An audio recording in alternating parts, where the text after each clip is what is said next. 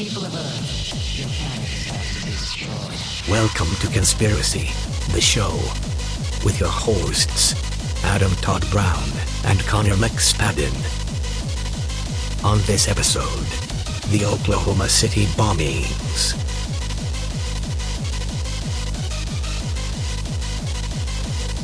Your planet is about to be destroyed.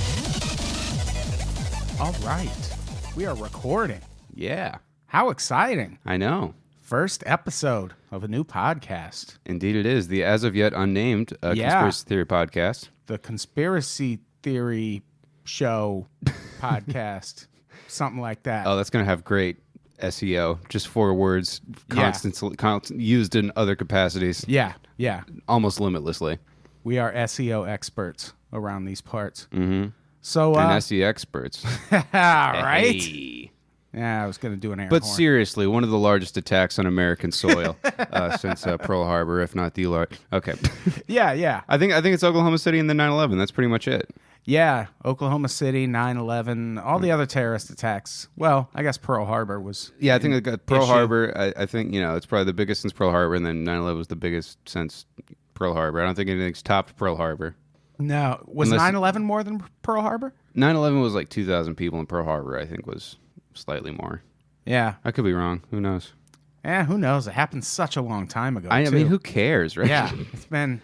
Get over it, jeez. It's funny because, we see December 7th, a day, which will live in infamy, and if you go to Iraq, they're like, oh, which December 7th are you talking about? 96, 97?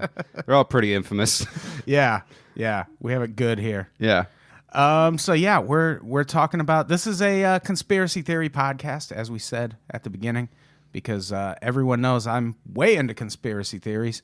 And Connor, as I learned from the intensely detailed notes which I received to study out for this week's episode, just at this debunking is obviously biased by this person's tenure at the university. hey, look, I take it seriously. Oh, I know. I'm excited to get into it. Yeah, this is that's one of my favorite things to do, is just dig it, because it comes from working at Cracked and having to write those and just having to articles mine the depths of human history for crazy generals. Yeah. And times that the FBI did wacky shit. Right, pretty much. Yeah. And that's what this Oklahoma City thing kind of turned into. But we're doing 2 episodes. Next week we're doing ancient nuclear war. I know this is something I'll probably be able to talk a little bit more cogently about, because I got an A in my geology of the solar system class in community college. So Very good. I'm basically an expert. Good. And I bomb federal buildings. So I'm good with this. You definitely first have a episode. federal building bomber aesthetic, if I Yeah. could say that. Like, I feel like you would definitely know where to get fertilizer. The shades in the studio are perpetually drawn. Yeah. It's very conspiratorial. I mean, in if here. there wasn't There's a black and white American flag. If there wasn't so much nostalgic accoutrement, I would definitely think this would be an excellent place to write a manifesto. Oh yeah, for sure. But the I might Iron someday. Giant adds a much needed note of levity to the atmosphere. I could turn the wolf lamp on. Oh yeah, the wolf lamp. That'll help. Gives it a nice blue glow in here. Yeah, shines a light on the cover-ups. Shines a light on the truth, man. The truth is goddamn out there. Did you watch that Oklahoma City documentary? I didn't It's watch on the Netflix? documentary. I read the articles about it, and Yeah. I did some digging into that today. Yeah, there's a documentary right now on Netflix that people can go watch if they want to study up on the history of the Oklahoma City bombing. And it's a pretty straightforward telling of the events, at least the official explanation of events, which is what we'll go through first in case people The official don't explanation know. might be a good name for this podcast. Yeah, that would be a good one. We'll come up with it. Maybe we'll put it out to the people. Oh yeah. We could ask them. that- Something with I think conspiracy in the name. though. The only surviving vestige of democracy is the Twitter poll. I mean, everything else is influenced by Russian bots and Right. WikiLeaks. So I don't know if any Russian bots listen to this podcast. That would be pretty great. that would They be could cool. just spread some propaganda If they just had on some our, sort of algorithm that just scanned for keywords. Yeah. And and then just retweeted our podcast. then just upvoted us on the Donald. Yep, we passed the test. Putin approved. Is that a subreddit? That's the big Trump subreddit. Yeah, Ah. or the Donald. And it's sort of funny because these people couldn't even. It's _Donald, not a great handle for your subreddit, but that's like the big one that they all flock to. Like they couldn't get R Trump, R Donald Trump. Yeah. They had to settle for real third string internet The real Donald, estate. Yeah, which yeah. almost no one calls him. Which also ironically, the leader of the free world has real in his Twitter handle. I still find that to be one of the most unsettling things about his administration is that he could not just get Donald Trump. He couldn't buy out or whatever out of principle the guy that owns that Donald Trump. Yeah, I wonder who does own at Donald Trump. I don't know. I haven't looked at that. Maybe it's just some dude named Donald Trump. I'll pull it. Yeah, Who's he's like, fuck him. He's like, man, I'm just a fucking. I'm a commercial real estate agent from Nebraska. All right, I didn't want any part in this. Poor guy. So the Oklahoma City bombing. One of the articles we went through was a timeline for the Oklahoma City bombing, which was exhaustive. It starts at the birth, April 1955, Terry Nichols' birth. Like, I don't need all that. Okay, the quick update: the Twitter handle at Donald Trump just says to follow the real Donald Trump at real Donald Trump. So it seems as though he's bought it, but didn't want to lose out on all his hot mentions, throughout the ages, and then just redirected it. What a maniac, man! Yeah, all right. What a goddamn maniac. But yes, this timeline. This timeline is fucking exhaustive. It starts April 1st, 1955, when Terry Nichols is born to Joyce and Robert Nichols in Lapeer, Michigan.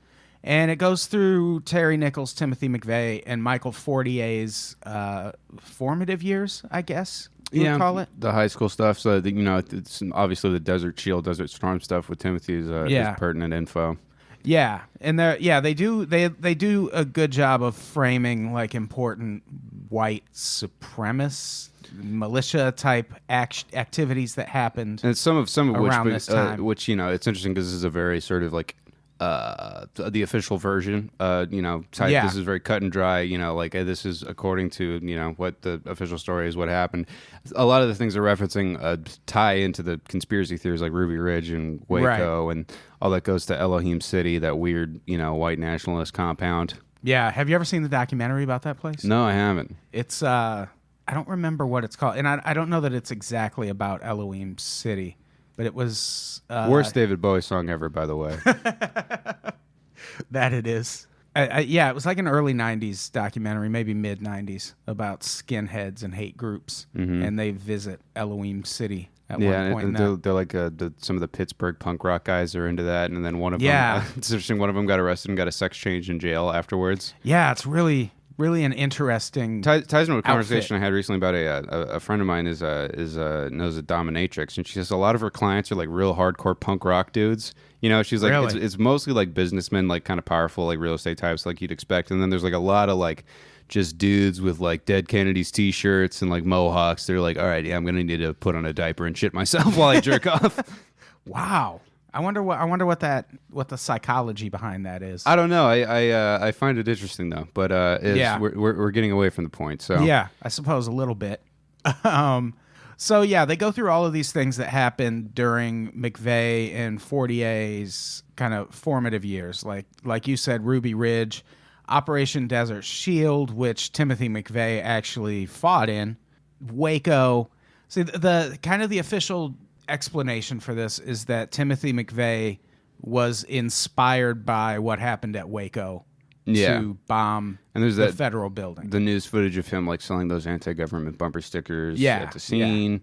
And he said like, oh, I killed innocent people in Iraq, and that was government sanctioned. So he was trying to kill DEA and ATF people that might have been in the federal building and kind of shine a light on the hypocrisy of the government. I is what I've been able to gather as justification for it. Although it does seem a little convoluted, as is to be expected with someone who's going to kill 168 people. In the middle of all this, after he gets out of Iraq, Ruby Ridge happens, August 21st, 1992, and then Waco happens, and this is what apparently prompts him to start plotting to blow up the federal building.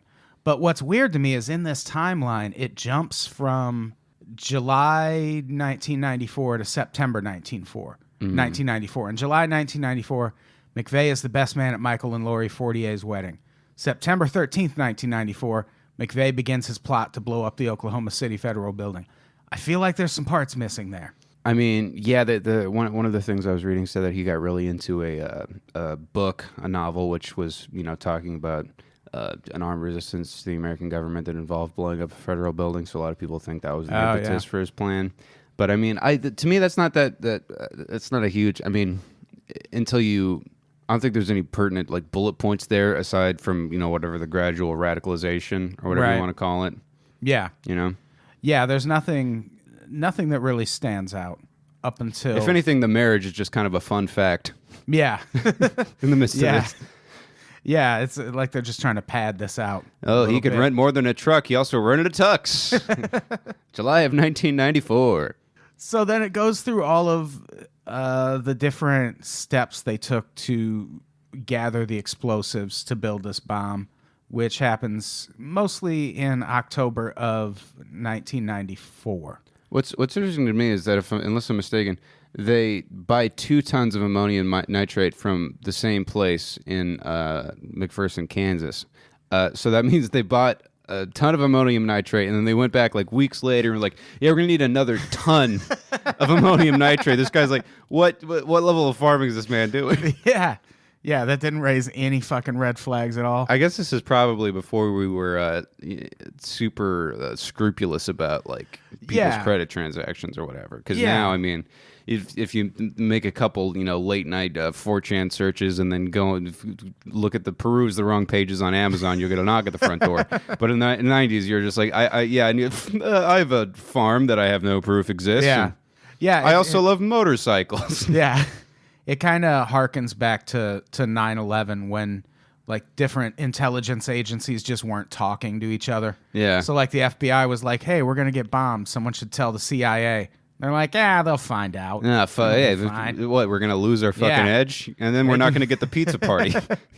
That's their job. Yeah. Or like the scene in every fucking 1 hour drama where like, oh, the feds are here. Like, oh, we got to do this without the feds. Yeah. So he... they also, interesting to me, they stole the detonators from a quarry. Yeah. Which is kind of a punk rock move. Yeah, there was a lot of James Bond shit. I mean, there wasn't a lot of... building this. These things all, fairly... They all happened fairly far apart. So, I mean, it would have been impressive to link them all together, but... Yeah. It is crazy how they just sort of went on that spree of buying bomb-making shit in early October. Because all of those purchases were finished by October 21st. Real terrible coming-of-age teen road trip comedy. Like driving across the country with a trailer full of stinky farming powder. Yeah, I want to see the comedy version of this. Like the... Bobcat Goldthwait is directing it. It seems like some shit he'd do. So the official story is that after McVeigh gathered all this equipment, he drove a Ryder truck to Oklahoma City by himself and blew up the federal building in Oklahoma City. And that's always been the accepted explanation, is that he did it along with Terry Nichols, who weirdly wasn't in Oklahoma City when the bombing happened. No. But they do pretty much cite him as the other conspirator. Because he was, if I'm not mistaken, involved with the accruing supplies and everything. Getting the supplies together, and I think maybe helping to assemble the bomb. Yeah. But he wasn't in Oklahoma City. And that's kind of where it ends. Later, that morning, Timothy McVeigh got pulled over on Interstate 35 near Perry, Oklahoma, went to jail. They eventually on the firearm ID'd charges. him. That's always the fucking... Not irritating, but the weird thing to me about these things, is that everybody gets busted initially for some other small crime, like they don't have a license plate. Like, if you're going to blow up a federal building, like, have your tags current, he was driving a car with no license plates. Or it's like the kids in my high school that would get popped because the drug-sniffing dog smelled weed in their bag. They didn't find weed, but there was a switchblade and a porno mag in the backpack, and they're like, dude, come on, like, you smell like weed. Like, just leave the switchblade at home. Yeah, it's all like when you hear about someone getting busted driving cross-country with drugs, it's always like they were pulled over for speeding. It's like, why the fuck are you speeding? Yeah. Like, I would go... I mean, we got these drugs in here. We got to hurry. Yeah. I would go 1 mile over the speed limit the entire time. Yeah. So I didn't look suspicious. If I was smuggling drugs, I would buy a new car with cruise control just so I didn't. Yeah. But you'll still get pulled over. I got pulled over twice driving across country. I was in a black Lincoln Navigator. and we got pulled over in Sioux Falls. You were recreating the plot of Soul Men, the Bernie Mac and Sam Jackson vehicle. Pretty much, yeah. That's a pimp ass car. That's a fucking cool road trip. Where were you doing that? I was moving out Okay. here. I was moving from New York to San Francisco, and we drove the whole way. We took like 2 weeks and just kind of casually drove. But when we were almost out of South Dakota, we were going 5 miles over the speed limit, had cruise control on. A cop passes us and immediately turns on his lights and does a U-turn and pulls us over for speeding. And we were going 5 miles over. Like, you never get pulled over for that. Yeah. And I'm pretty sure it was just because we were in a really nice car with New York plates. Yeah. That had no reason to be there. Did you get a ticket? Yeah, we got a ticket, and then we got another ticket in Wyoming, like an hour later, for the exact same thing. I just set cruise control. If it's 70, or if the speed limit is 70, I set cruise control at 74. And I just fucking leave it. That's always my move. Yeah. I think the worst state for traffic stops, worst place to blow up a federal building. In other words, I would say Arizona. Arizona. Oh, yeah. Yeah, that's like someone was explaining to me how like they've basically like stripped all like taxes and regulations because it's such a Republican state that basically the only way they have to gain revenue is for tickets, so they just have the cameras and everything, and I've gotten popped for those. Just like every time I go do a gig in Arizona, I break even because of some bullshit traffic offense. But anyway. Yeah, I've usually, whenever I've traveled through Arizona, I've been on a train. Oh, it's a good move. Yeah, it's a little bit safer. Yeah, it's a fucking nightmare driving anywhere down there. Your phone doesn't work. Oh yeah, like it's like I took the 8 one time from San Diego to Arizona. I was so close to the Mexican border. Like it shows up like ATT 4G. I was on like Tel Mexico 69 fucking phone, and I had like used like roaming data and shit, like trying to bullet my maps. It was fucking ridiculous. Fuck that. So yeah, Timothy McVeigh, he blows up the federal building by himself, well, with the help of Terry Nichols, and that's the accepted story. But like with anything else like this, a bunch of different conspiracies have popped up around it. The first one being that there were additional conspirators. And this one I kind of believe. Yeah. Like, it's not that... Well, I mean, they have the accounts of the people leaving the Ryder truck with Timothy. Yeah. And then what basically happened to this guy, what was his name again? The guy who got killed? Yeah, the guy that killed himself in jail. Kenny Trentadue. Kenny Trentadue. Yeah. He was, popped for, again, a small like license plate or whatever type thing coming back up from Mexico. And they basically threw him in jail. He called his family. And he was like, hey, I'll be all right. I'll talk to you guys in a couple days. And then they found him, dead of a supposed suicide. But they also offered to cremate the body pro bono, which is like not something that prisons do apparently. Super weird. Yeah, I mean if anything, that's that was a bad move. I understand where they're coming from, but they're trying to like make it seem like we're doing a favor while we're covering up the evidence or whatever. Let's just set them on fire right now. Yeah, we'll do it. Oh, we ovens warmed up. We're just making a pizza. We have gas for the big CIA pizza party because they cop in line. He had a bunch of fuel on him. It's yeah, fine. yeah, it's so set him on odd. fire with that. Yeah, he was wearing his gasoline undies. Yeah, so this there's always been this rumor or conspiracy theory that there was a second conspirator involved. And what happened with Kenny Trentadue, he was, like you said, in prison. He got moved to Oklahoma City for a parole hearing, which that's weird. If you're in prison in California, normally they do your parole hearing in California. Yeah. And they flew him to Oklahoma City for some reason. He called his sister on August 19th, told her he was there for a parole hearing, called her again that night, said he would call her the next morning. He was in really good spirits, and then they don't hear from him at all until August 21st, when the prison warden calls the family to say he killed himself and, like you said, offers to cover the cost of cremating him, which prisons don't do. So the family shoots down that offer, and they get the body back, and it looks like he's been beaten, and his throat's been slashed, and he's got ligature marks. And he would have done it left-handed, even though he was right-handed. There's like all that little shit like that. Yeah, everything about it is suspicious. Yeah. Like it looks like a murder. And people aren't even necessarily saying that he was the second conspirator, but rather that he matched the description of Just that guy. kind of looked like the guy. Because people were describing the guy that was with Timothy as having a dragon tattoo on his arm. By the way, I've been to Oklahoma. If you're gonna kill every guy in a holding cell that had a dragon tattoo on his arm. Your fucking tax revenue would killing plummet. forever. Yeah. It's a big undertaking.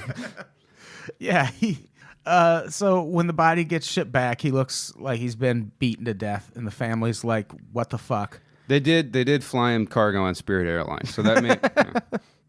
And his brother Jesse eventually gets an anonymous call that says, basically, the caller says his brother was murdered, or that Kenny Trentadue was murdered by the FBI, and that there was an interrogation that went wrong, and that he fit a profile.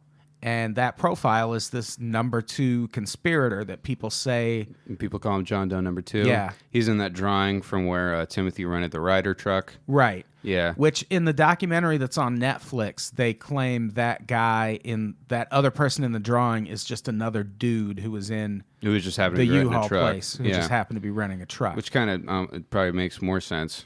Yeah, kind of. I mean, because, I don't know, maybe, because Yeah, yeah, who knows? I don't know.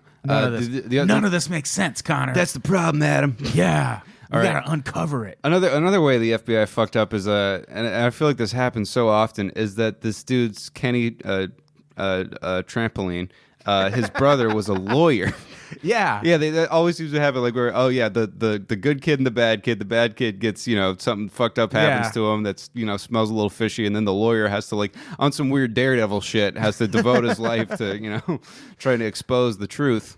Yeah, and that's what he eventually ends up doing, is trying to uncover what happened to his brother. There's also one little sub-conspiracy with that, the Ryder rental sketches or whatever, and the description of Timothy and John Doe number 2 at the scene is there's security footage of Timothy at a McDonald's 1.5 miles away, right, 24 minutes before, and he's totally, dry or whatever, and apparently it was raining that day, and they said that he got to the other place, he wasn't wet and he didn't have a car, and they're like, how could he have possibly done that? Yeah. Here's my answer: an umbrella. Yeah. I was reading that and I was like, he got a cab. I mean, he had enough money to buy 2 tons of ammonium nitrate. I feel like he had cab fare knocking around. Yeah, he probably could have made it. Yeah. But with Kenny Trentadue, all the usual conspiracy theory shit happens.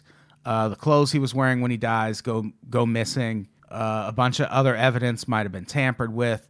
His cell was cleaned the same day before they could do any kind of crime scene investigation. The walls were painted over. There was a second person's blood found in the cell. Probably not a big deal. And that was never entered into evidence. And so it was all really suspect. And then Fred Jordan, the chief medical examiner of Oklahoma at the time, steps in, and the state wants him to classify this death as a suicide. And for a very long time, he refuses. A memo in his own files say, very likely this man was killed. And then he got a memo. Looked a lot like a brick thrown through his family's window while his children slept. Yeah, he did finally, years later, change his ruling to suicide, but only after he was getting crazy pressure from the government to do it. According to him, like even...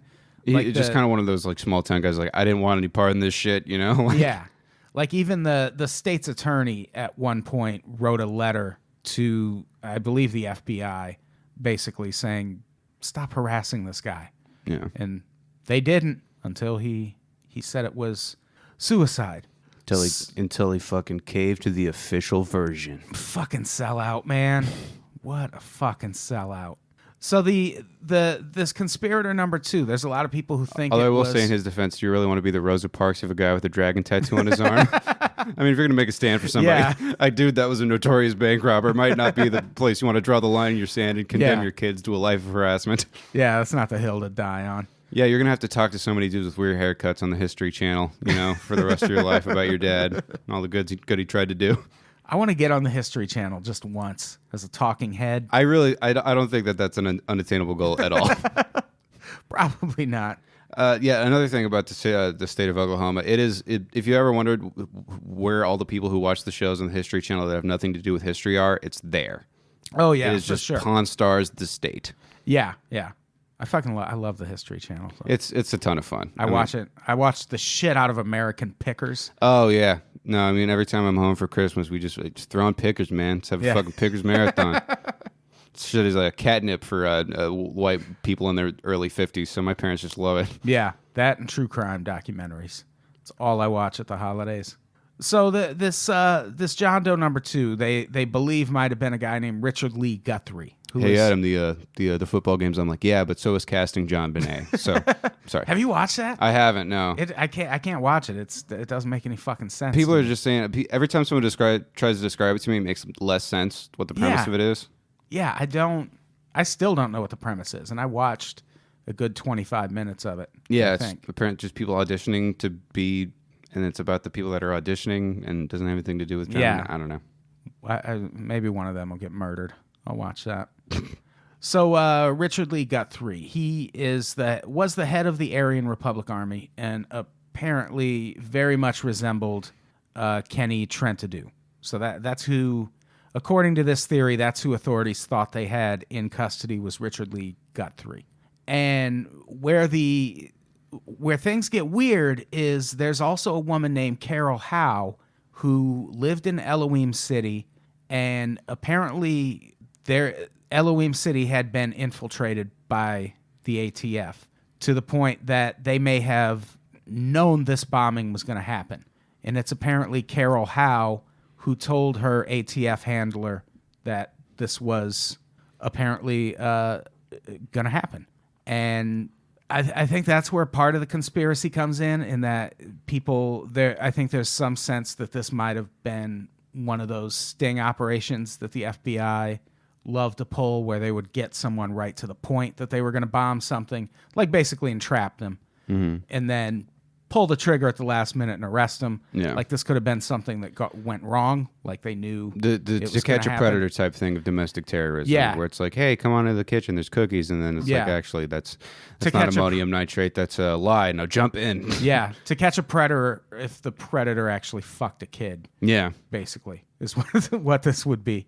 But so it's just one of the theories is that Lucy didn't move the football quick enough, basically. And Elohim City, I guess we should say, it's kind of just seems like a barter town for Mad Max type lint trap for like racist kind of like right wing nuts. Yeah, more or less. It's just one of those compounds, one Yeah. of those militia compounds that we always hear about and you never see. I've always wondered what would happen if you just stumbled upon a militia compound. Oh, like could I walk up with a white flag and be like, I want to join? Like, Yeah, if put some red shoelaces in. Yeah. Like, hey, I'm a Nazi now. Let me join. I've seen Green Room. I can do this. Or you got to chug a whole 2 liter of Faygo without fucking stopping, and if you can, then maybe. What are the trials? You got to go. They have the monkey bars, the ISIS monkey bars. I presume that's a big militancy. Yeah, monkey bars are a big part of military training. Yeah, every time. The tires. The kneel down and shoot behind something. Yeah. There's always that. You run up to something else. I got to go through like down. a Nazi decathlon in order to pass the trials. They did, speaking of Nazis, have a guy at Elohim City named Andreas Strassmeyer, a.k.a. Andy the German. And he did all of the weapons training there, but people also think he might have been linked to U.S. and German intelligence. And I read a few other people actually thought that he was cut out of the first draft of the screenplay for Inglourious Bastards. So there's a lot of different conflicting theories. This guy was only questioned by phone. So that leads me to believe he was probably, at least in some way, tied to intelligence. Yeah, well, I mean, I can't imagine that if you're the state or federal government, I mean, you know about a place like Elohim City, and you're not going to try to crack it in some capacity, like because that's just a fucking that's like standing water for mosquitoes, but for domestic terrorism. Yeah, exactly. So that's one theory, that there was another conspirator, and I think that one's not that far-fetched. I didn't see a lot on who people thought it actually might be. It seems like they think this guy may have just gotten away scot-free. Yeah, most people seem to think he's probably just gone forever. I do think Mother Jones article, that's where we were pulling all of that from. It's an article from 2007 on Mother Jones called The Search for John Doe #2, the story the feds never told about the Oklahoma City bombing.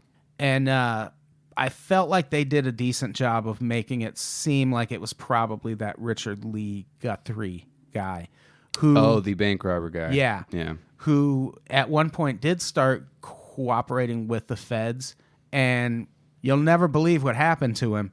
They found him hanging in his cell. What? That's weird. If you can believe it. So I guess we'll never know. So he might have actually just... This guy was sort of flamboyant. I was reading a few of his noted for costumes. They did like Clinton and Nixon masks on one. They did Santa and an elf on Christmas. They had an Easter basket with a bronze pipe, a copper pipe bomb in it. Yeah, they robbed a bank on Christmas and then came back and put a bronzed pipe bomb at the same bank on Easter. It's like, that's great. Yeah, I mean that's fucking... I want to see that movie. Bonnie and Clyde shit. Yeah. Yeah. So it would have been a cooler story if we knew that guy was involved. Yeah, witnesses at the scene of the federal building saw a man leaving wearing and I think I'm reading this correctly, a ninja costume. So the other theory about Oklahoma City is that there was a second bomb. And this one has always been kind of near and dear to me because I remember news footage or news coverage because this happened in 95, so I was like already out of high school when this happened. I was like 18 or 19. So I remember news footage from when this happened, and I remember seeing stories about a second and third bomb. But as the years progressed, you just sort of stopped hearing that about Oklahoma City. And you just kind of heard that it was one bomb. In the documentary, they address this, and they say what caused all the panic was like a test device that the government would use in training exercises. And in that case, I'm like, well, why is that there? Yeah. Like, why is there a test like what a bomb? wacky coincidence where like we're going to run this, test simulation right next to... And was it just a bunch of red wires with a ticking digital clock that wasn't hooked up to anything? Yeah, or? They showed it, and it looked like just a wooden box, maybe the size of, like, it looked like you could put a bowling ball in it. Okay. Like it was about that size, which I don't know if that would cause... We're going to listen to a video of one of the news reports, and I don't know if that little wooden box that they show in that documentary would have caused the kind of panic that... Now they're starting to learn about the succession, or what someone obviously hoped would be a succession of explosions. The first bomb that was in the federal building did go off. It did the damage that you see right there. The second explosive was found and diffused. The third explosive that was found, and they are working on right now as we speak, I understand, both the second and third explosives, if you can imagine this, were larger. See, like, where did that information come from? The fact that they were larger than the first, because that was a big ass bomb. It was a whole moving truck with tons of raw materials. The downtown Oklahoma City Federal Building.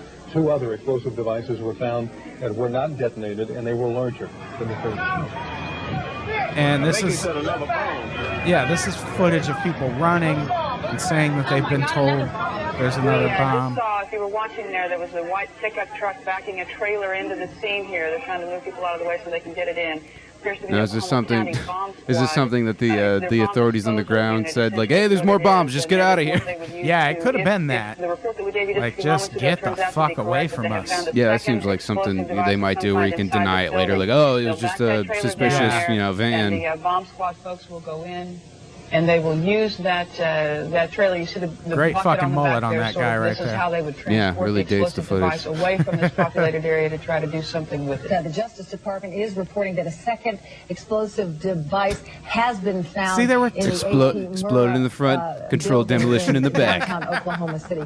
Mike, you're still with us, aren't you? Yes, I am, and I might tell you in addition to that in fact, what we were told at the scene a few minutes ago was that, in fact, 2 different explosive devices were found in addition to the one that went off. So a total of 3. A total of 3. Now confirmed through... So, if I'm getting this correct, 2 + 1 is 3. 2 + 1 equals 3. This is the great thing about when news has to report on limited information live, is that they just have to restate the same thing over and over again while people die in the background.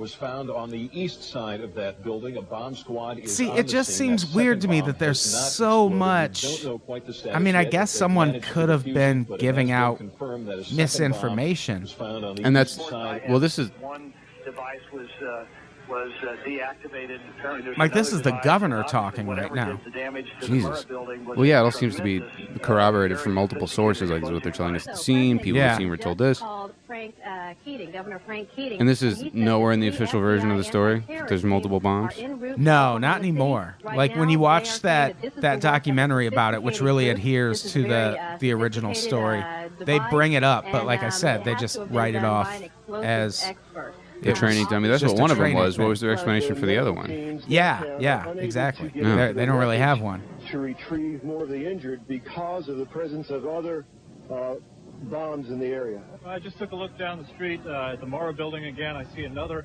bomb truck going, so apparently they're going to try to get out that third bomb that's been talked about. Still a lot of Crazy. activity around the Murrah Yeah, building. this is a supercut. I didn't realize at first of just multiple different news channels.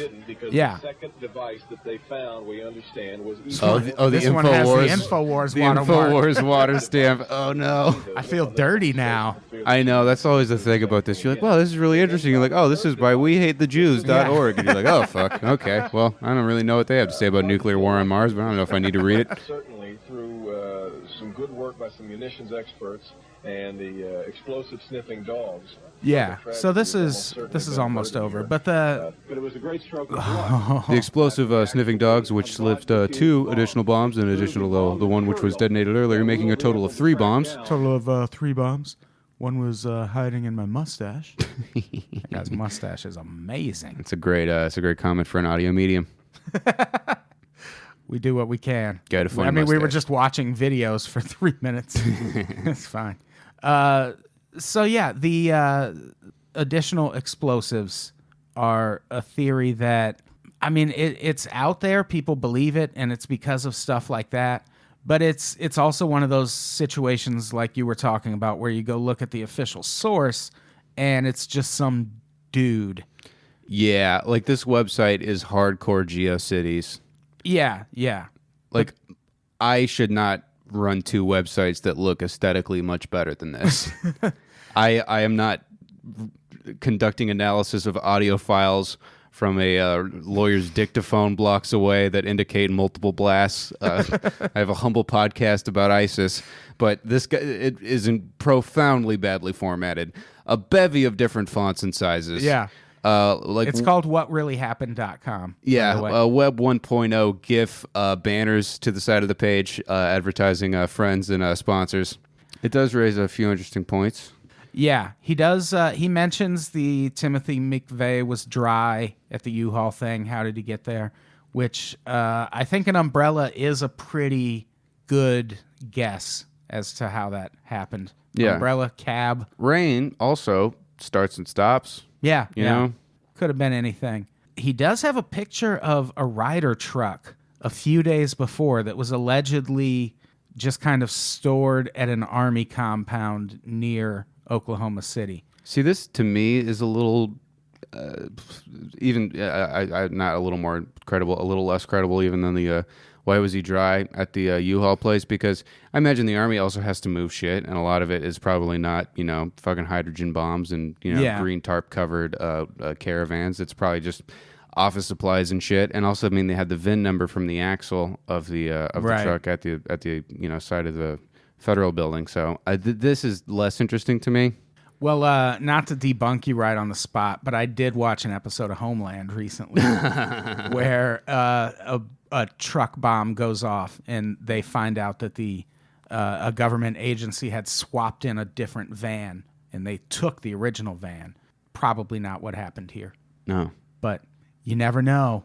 Like this is one of those things where it's like, we're never going to confirm this. Like, Yeah. It's just a decades old picture that was originally uploaded to the internet. So it's got that. Probably back in the BBS boards days. It's got that late 90s, early 2000 internet sheen of it's got that hard, terrible real like resolution. pixelated fucking steez to it. I do miss seeing pictures like that. So this guy goes through on whatreallyhappened.com. he goes through a bunch of sound files. Should we listen to one just to hear? Yeah, just to the hear building because I explode? gotta imagine it just sounds like static. Yeah. Attorneys for state and co-personal representatives.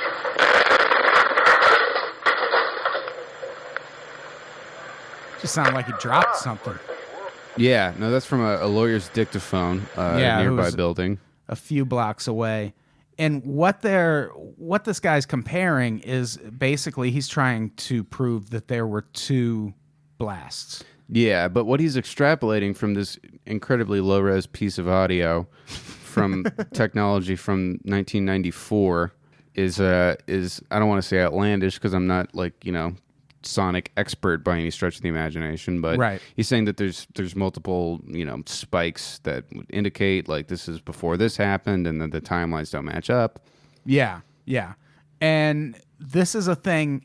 What's weird to me, we'll talk about it a lot more on the next episode, but what's weird to me about stuff like this is when it's the person who's putting forth the conspiracy theory, we're really quick to be like, oh, what's your source? Like, where are you getting that from? But when someone debunks something, we're just like, all right, I trust you. Yeah. Like, people will, like, if you're trying to prove a point and you send someone a link to what really happened, they'll be like, what the fuck are you doing? Yeah, like, yeah. Who uses that for a source? I really think, it is difficult to separate the chaff. If they just had, like, someone to help with the optics a little bit, because people, the skeptics, for lack of a better word, they all come across very sharp and reasoned and presented very well, but it's what is it about this that always lends itself to hand-coded HTML? Yeah, on both sides. Yeah. It's like no one's credible. No. Like I found a lot of that on this episode, just trying to find one. And we did find the Mother Jones article. It was interesting to find like a Well, this is also kind of a throwback source. Conspiracy. Yeah, that's true. So vintage. Yeah. We're going to flip this conspiracy on eBay later. Sell the Buffalo Exchange. I fucking love the bombing of the Buffalo Exchange. Next week on the unnamed fucking conspiracy theory show. So, it's... I feel like the extra explosives thing is compelling, but we're never, ever, ever, ever going to prove it. No. Because, the bombs would be gone. Well, by now. This sort of ties into the one of the last things, which is one of the first responders, right? Right. There was a first responder named Terry Yeeke, who was I believe he was a cop or a firefighter in Oklahoma sounds like City. a South Park character that runs a Chinese food restaurant, like Terry Yeeke, teriyaki. Yeah, and this guy was one of the first people on the scene when the bomb went off. And he reported all kinds of weird things. Like, one of the things he reported was that the ATF was already there when the bomb went off, which I think is where there's some sense, like I said, that this was maybe like a sting operation or something, that they were maybe trying to catch these two doing something and the timing got fucked up. Yeah. And the bomb actually went off. Oh, like they had, whatever their connection in Elohim City or whoever, someone had pieced together these transactions and linked them to these dudes and what they were trying to do. And they, again, didn't move the football quick enough. Is part of the theory. There's also them covering up the wreckage with black plastic. Yeah.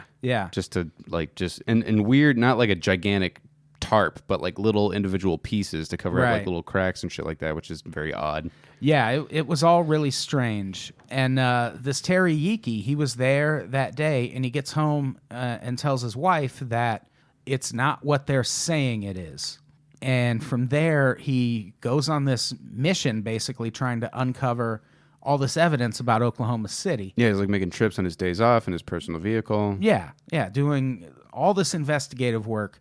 And his wife claims at the time of his death, he was on his way to deliver information to someone. Mm-hmm. But I almost did an article about this. I might still do it someday. I was going to do an article about suicides that are definitely murder. Oh, like Vince Foster. Yeah. And Terry Yeeke, this one is so opaquely a murder. Yeah. He slit his wrists in his vehicle and then walks a mile through rough terrain which includes climbing a fence and crossing a creek to get to a spot in the forest. Grandmother's house. Yeah, where he finally shoots himself in the head with a gun that no one could find until the FBI showed up in a helicopter and found it 50 feet away from him. Oh, they just don't have the investigative acumen of the Federal Bureau of Investigation. I mean, they're the best at what they do. Yeah, like what? It really is like on the Dave Chappelle, like sprinkle some crack on him level of yeah, for sure. deviousness. Yeah, and he has like handcuff imprints on his wrists and all that shit. Yeah, everything about it's really strange, but it's one of those stories, the same as the first guy we talked about, Kenny, whatever the fuck that weird last name was. But that one, too, is a really weird suicide that, when you look into it more, probably is a murder. Well, yeah, that one and the bank robber guy. Yeah. That you think was John Doe number 2. Like, yeah. There's 3 of these. Yeah. And people talk about, well, what's is the motivation just so that the American people have closure and a nice, tidy wrap-up and faith in our institutions, do you think, for this conspiracy? Yeah, I think maybe the embarrassment of knowing that there was a second person who did it that they never caught. Yeah. I don't think the government would want that to get out. It's a bad look. Yeah. As the kids say. Very bad look. And, could be that they were involved. Who knows? Yeah. Or I mean, the thing is, like, there was some legislation passed after this, so I suppose an extreme cynic could say that this was, Clinton trying to pass that death penalty reform that he passed, and some of these things that are like seen as precursors to the Patriot Act.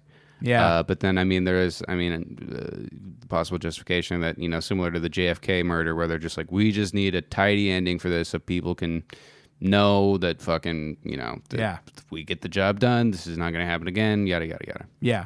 Yeah, I think it's probably more of that. Yeah, like, that's what makes sense to me if there's any veracity to any of this. Yeah. Yeah, I don't like to believe that it would have been some sort of... I definitely don't want to believe it was an inside operation. Yeah. That's always terrifying. I mean, if it was some sort of sting that they fucked up, I could live with that. Yeah. Like, I we obviously wouldn't be thrilled, but if they just, didn't time it right, went and saw the fuse was, fucking taken and they didn't left the squirty flour and the fucking, black car with the rest of the spy supplies. Like, I was like, okay, that's, that's fine. You goofed it. Yeah, it happens. But yeah, who knows? It's a weird one, though. It is weird. I mean, I didn't know that there was this much controversy about this. I thought it was pretty much cut and dry. Timothy McVeigh did it. Yeah, there's a lot of weird details around this one. Interesting, also, that he never came forward about another conspirator. Yeah, in that same documentary that's on Netflix right now, there's an interview with him at the end. I watched some of that, the 60 Minutes one. No, the one that's on there's one on Netflix right now. Okay, well, the interview, there was an interview with a guy from 60 Minutes was his last thing when he was like 33. Oh, yeah. And they asked him about additional conspirators, and he was like, it would be scary if there was, because that would mean you never caught someone else. But also, wouldn't it be scary if I just did it by myself? And that's kind of how he leaves it. What a menacing answer. Yeah. It's like, yes, it's scary either way. Now just fucking Christ. tell us. Yeah. Oh my god. Yeah. What a fucking. This dude has got some of the most piercing creep eyes you'll ever see. Oh yeah, for sure. Yeah, he's a goddamn nightmare. But not anymore. He's dead now. Hey. It's Patriotic Bird. Oh, okay. I thought it was a Wilhelm scream. That was a red-tailed hawk. Oh, was it? The official eagle of podcasts, because everyone calls that an eagle scream. Oh, okay. And that's then what. As soon as you do, some asshole goes, "It's a red-tailed hawk." That's what Tobias from Animorphs was permanently trapped as. So, big fan of the red-tailed hawk. Nice. And also young adult fiction from the late '90s that was available in every children's library. Who's not into that? We should get out of here. This was fun. Yeah, I hope you guys. I definitely learned something. I hope you guys learned something. Yeah, we have to record another one of these after this. And hey, if you're rushing towards a tragedy to help recover bodies, don't refuse the Bronze Star of Courage after the fact, because it's going to make you look like you're trying to connect some pieces, and then you're going to get murdered in the woods. Exactly. I think those are words of wisdom we can all get behind. Yeah. I think that's something we can all live by. So, do you have anything to plug before we get out of here?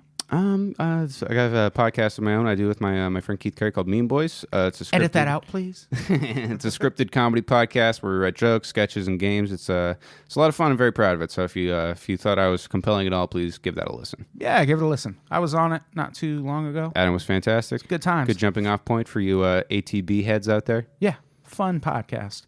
And subscribe on Patreon if you don't already. $5 a month. You get all of our podcasts. And it's a damn good deal. We do 10 episodes a week. It's like 12 and a half episodes, or 12 and a half That's more cents. content than a Bang Bros membership. I mean, what are you doing? A 45-minute shoddily edited scene a day? And more fucking. Yeah. Yeah. A lot of people don't know that. Yeah, do a lot of fucking. Because those people can't pony up the $5 a month. Yeah, they would know Assholes. if they could do that. Yeah. And follow us on the socials, unpops.podcast on Instagram, at Unpops on Twitter, Unpops Network on Facebook, at Unpops on YouTube. I think that's it. And help us come up with a name for this show. Yeah. I still like Conspiracy the Show. Conspiracy the show. I'm down with that. We could do that. We'll figure it out. Yeah. All right. I think that's it. Let's record the next one. Connor, say goodbye. Bye. Goodbye, everybody. We love you.